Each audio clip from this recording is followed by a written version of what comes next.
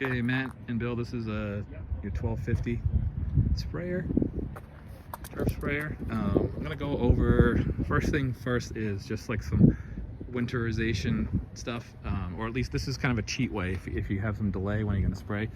So the first thing you do is just loosen these guys. I'm gonna do this right now, so just make sure you tighten these back up.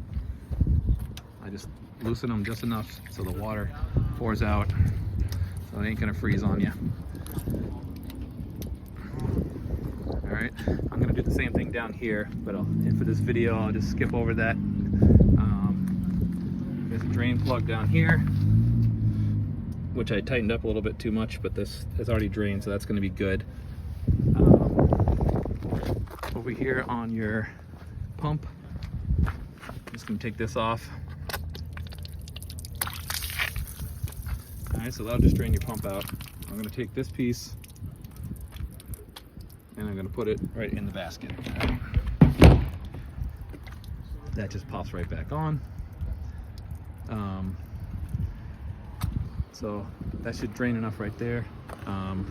What I'm gonna also do, I'm gonna spare you in this video just so it doesn't take too much time, but I'm just gonna disconnect a couple of these hoses. These quick connects, they just pop up.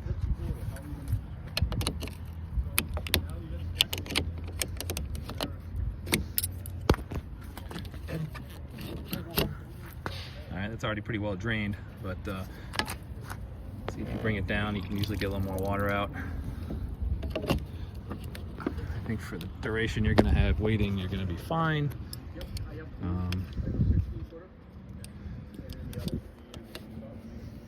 So by draining these, kind of helps drain all these hoses.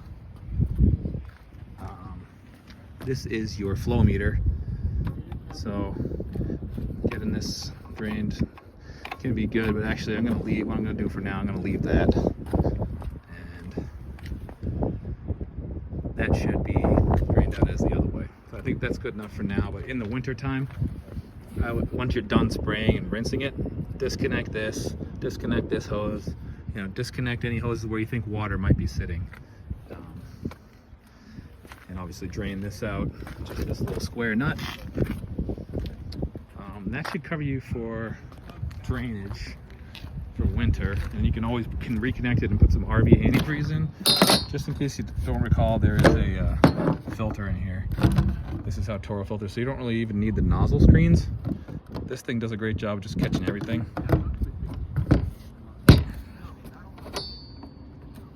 So that's just gonna put that back in place. But if you ever think you might have a clog or something, or just good to clean this on a regular basis anyways. These are just hot hand water tanks. You don't need to worry about those. It's your agitation control. This is full agitation. This is less.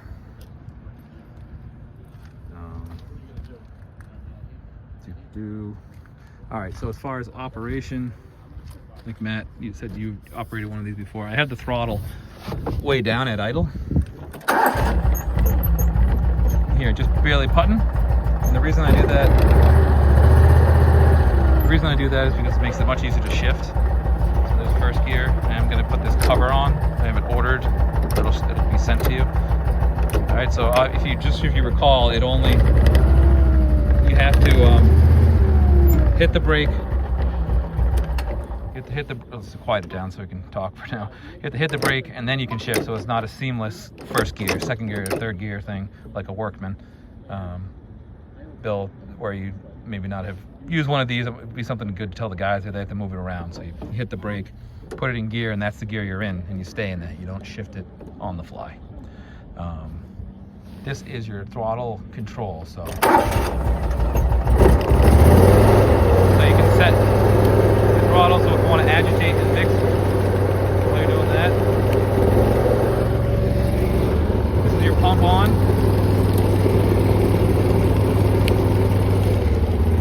Booms, you're going to remember that, I'm sure.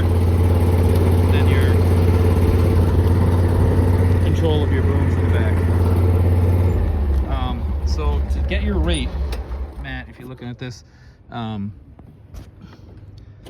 it's not going to work here on the fly because, sitting still, you have to be moving obviously.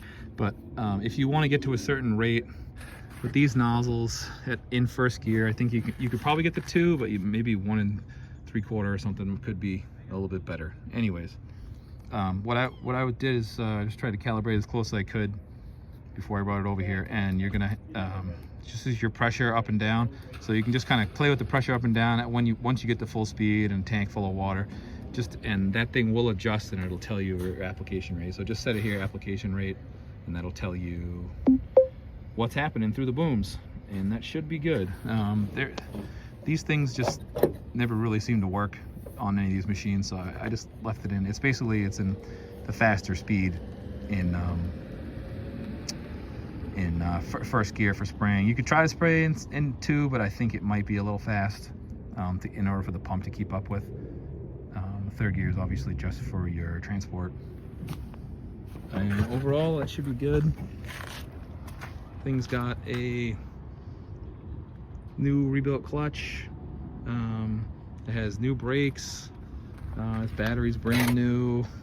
The pump is rebuilt.